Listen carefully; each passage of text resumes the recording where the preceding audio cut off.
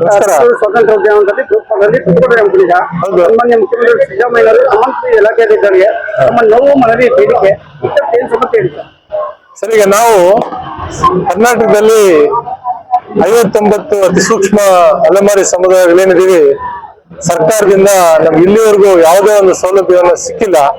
ಅದರ ಪರವಾಗಿ ನಾವು ಈ ಹೋರಾಟವನ್ನು ಇವತ್ತು ಹಮ್ಮಿಕೊಂಡಿದ್ದೀವಿ. ಈ ಮೊದಲು ಇದೇ ರೀತಿಯ ಹೋರಾಟವನ್ನು ಹಮ್ಮಿಕೊಂಡು ಸರ್ಕಾರಕ್ಕೆ ನಮ್ಮ ಮನವಿಯನ್ನು ಸಲ್ಲಿಸಿದ್ವಿ. ಸರ್ಕಾರ ನಮ್ಮ ಮನವಿಯನ್ನು ಪರಿಗಣಿಸಲಿಲ್ಲ. ಸೊ ಹಾಗಾಗಿ ನಾವು ಮತ್ತೆ ಈ ದಿನ ಈ ಹೋರಾಟವನ್ನು ಹಮ್ಮಿಕೊಂಡಿದ್ದೀವಿ. ಇವತ್ತಿನ ಈ ಸಭೆಗೆ ಸರ್ಕಾರದ ಪರವಾಗಿ ಸನ್ಮಾನ್ಯ ಮಂತ್ರಿಗಳಾದ KH ಮುನಿಯಪ್ಪ ಅವರು ಬಂದಿದ್ರು, ಮತ್ತೆ ಸುಧಾಕರ್ ಅವರು ಬಂದಿದ್ರು, ಸಹೋದರರಾದ ಆಂಜನೇಯ ಅವರು ಬಂದಿದ್ರು, ಚಂದ್ರಪ್ಪನವರು ಬಂದಿದ್ರು. ಸೊ ಇವರೆಲ್ಲ ಬಂದು ಇವತ್ತಿನ ದಿವಸ ನಿಮ್ಮ ಅಲೆಮಾರಿಗಳಿಗೆ ಏನು ಅನ್ಯಾಯ ಆಗಿರೋದು ಸರ್ಕಾರಕ್ಕೆ ಮನವರಿಕೆ ಆಗಿದೆ. ನಿಮ್ಮ ಎಲ್ಲರ ಪರವಾಗಿ ಸೀನಿಯರ್ ಮಂತ್ರಿಗಳಾದಂತಹ KH ಮುನಿಯಪ್ಪನವರು ಮುಖ್ಯಮಂತ್ರಿಗಳ ಬಳಿ ಇವತ್ತು ಪ್ರಸ್ತಾಪ ಮಾಡ್ತಾರೆ. ನಿಮಗೆ ನ್ಯಾಯ ದೊರಕಿಸ್ಕೊಡುವ ಒಂದು ಪ್ರಯತ್ನವನ್ನು ಮಾಡ್ತೀವಿ ಅಂತ ಒಂದು ಆಶ್ವಾಸನೆ ಕೊಟ್ಟಿದ್ದಾರೆ. ನಾವು ಅವರ ಆಶ್ವಾಸನೆಯನ್ನ ಇವತ್ತು ನಿಜವಾಗ್ಲೂ ನಂಬಿದ್ದೀವಿ. ನಮ್ಮ ಬೇಡಿಕೆ ಇಷ್ಟೇ, ಈ ಅಲೆಮಾರಿ ಸಮುದಾಯಗಳಿಗೆ ಇಲ್ಲಿಯವರೆಗೂ ಶೈಕ್ಷಣಿಕವಾಗಿ, ಆರ್ಥಿಕವಾಗಿ, ಸಾಮಾಜಿಕವಾಗಿ ಅತ್ಯಂತ ಹಿಂದುಳಿದ ನಿಕೃಷ್ಟ ಸಮುದಾಯವಾಗಿದೆ. ಇವತ್ತಿನವರೆಗೂ ಈ ಸಮುದಾಯ ಭಿಕ್ಷೆ ಬೇಡಿ ಜೀವನ ಮಾಡ್ತಾ ಇದೆ. ಇವತ್ತಿನವರೆಗೂ ಟೆಂಟ್ಗಳಲ್ಲಿ ಇದ್ದೀವಿ, ಮರಗಳ ಕೆಳಗಡೆ ವಾಸ ಮಾಡ್ತಾ ಇದ್ದೀವಿ. ಮಕ್ಕಳಿಗೆ ಇವತ್ತು ಎಜುಕೇಶನ್ ಸರಿಯಾಗಿ ಸಿಗ್ತಾ ಇಲ್ಲ. ಈ ಸಮುದಾಯದವರಿಗೆ ನಮ್ಮ ಆಸ್ಮಿತೆಗೆ ನಮಗೆ ಧಕ್ಕೆ ಉಂಟಾಗ್ತಾ ಇದೆ.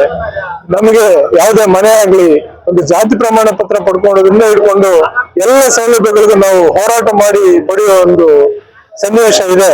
ಹಾಗಾಗಿ ಸರ್ಕಾರದವರು ಈ ದಿಕ್ಕಿಲ್ಲದ ಈ ಸಮುದಾಯಕ್ಕೆ ಮಾನ್ಯ ಬಾಬಾ ಸಾಹೇಬ್ ಅಂಬೇಡ್ಕರ್ ಅವರ ಒಂದು ಆಶಯದಂತೆ ಸರ್ವರಿಗೂ ಸಮಬಾಳು ಅಂತ ಏನು ಸನ್ಮಾನ್ಯ ಮುಖ್ಯಮಂತ್ರಿಗಳು ಅವಾಗ ಘೋಷಣೆ ಮಾಡ್ತಾ ಇರ್ತಾರೆ, ಅದನ್ನ ಪಾಲಿಸಿ ನಮಗೆ ನ್ಯಾಯ ದೊರಕಿಸಿಕೊಡ್ಬೇಕು ಅಂತ ಸರ್ಕಾರವನ್ನ ಒತ್ತಾಯ ಮಾಡ್ತೀವಿ. ಸರ್, ಯಾವುದೇ ಒಂದು ಸಮುದಾಯ ಆಗಲಿ ಸರ್, ಎಡಗೈ ಆಗ್ಲಿ ಬಲಗೈ ಆಗ್ಲಿ ಬಗ್ಗೆ ಪಾಸಿಟಿವ್ ಆಗಿದ್ದಾರೆ.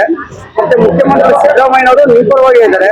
ನಾಳೆ ದಿನ ನಿಮಗೆ ಒಂದು 100% ಒಳ್ಳೆ ಅಭಿಪ್ರಾಯ ಸಿಗ್ಬೋದು ಅಂತ ನಿಮಗೆ ಮನವರಿಕೆ ಇದೆಯಾ ಸರ್? ಸರ್, ಈಗ ಲಾಸ್ಟ್ ಟೈಮ್ ಹಾಗೆ ಹೇಳಿದ್ರು, ನಮಗೆ ಅದು ಘೋಷಣೆ ಮಾಡೋವರೆಗೂ ನಮಗೆ ಇನ್ನೂ ನಂಬಿಕೆ ಬರ್ತಾ ಇಲ್ಲ ಸರ್. ಈ ಬಗ್ಗೆ ಯಾರು ವಿರೋಧ ಮಾಡ್ತಾ ಇಲ್ಲ ಅಂತ ಪತ್ರಿಕೆಗಳಲ್ಲಿ ಮತ್ತೆ ಸಾಮಾಜಿಕ ಮಾಧ್ಯಮಗಳಲ್ಲಿ ಹೇಳ್ತಾ ಇದ್ದಾರೆ.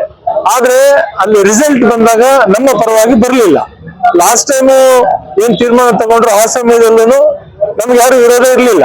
ಆದ್ರೂ ನಮ್ಗೆ ಮಾನ್ಯ ನ್ಯಾಯಮೂರ್ತಿ ನಾಗಮೋಹನ್ ದಾಸ್ ಅವರು ಇದನ್ನೆಲ್ಲ ಪರಿಗಣಿಸಿ ನಮ್ಮನ್ನ A1 ಅಂತ ಲೆಫ್ಟ್ ಗಿಂತ ಮೊದಲಿಟ್ಟಿದ್ರು.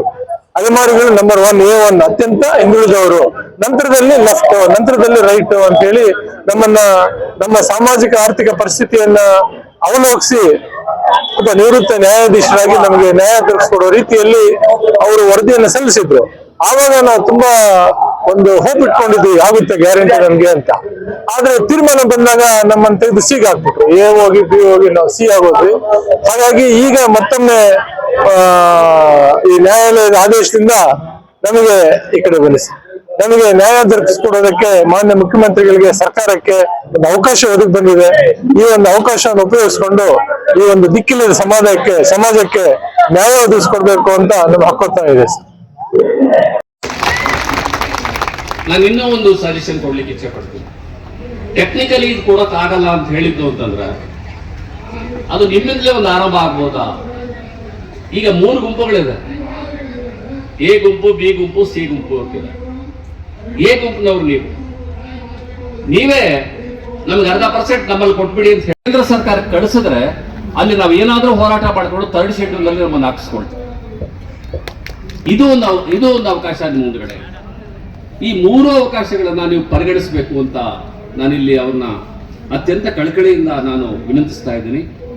ಯಾಕಂದ್ರೆ 3 ಜನ ಬಹಳ ಆಪ್ತರಷ್ಟೇ ಅಲ್ಲ, ಅವರು ಬಹಳ ಆತ್ಮೀಯರು ಮತ್ತು ಹೃದಯದಿಂದ ಅವರು ಎಲ್ಲವನ್ನೂ ಕೂಡ ಪ್ರಯತ್ನಿಸುವಂಥವ್ರು. ಬೆದಲಿನಿಂದ ಅಲ್ಲ, ಹೃದಯದಿಂದ ಮಾಡುವಂಥವ್ರು. ಅವ್ರಿಗೆ ಯಾವುದೇ ನೋವು ಗೊತ್ತಿದೆ. ಯಾಕಂದ್ರೆ ಆ ನೋವನ್ನ ಇವರು ಅನುಭವಿಸಿ ಆ ದಾರಿಯಲ್ಲೇ ಬಂದವರು. ಆದ್ರಿಂದ ನಿಮ್ಮ ನೋವು ಅವ್ರಿಗೂ ಗೊತ್ತಿದೆ. ಹಾಗಾಗಿ ನಿಮ್ಮನ್ನ ನಾನು ರಿಕ್ವೆಸ್ಟ್ ಮಾಡ್ಕೊಳ್ತಾ ಇದ್ದೀನಿ, ಇದ್ರಲ್ಲಿ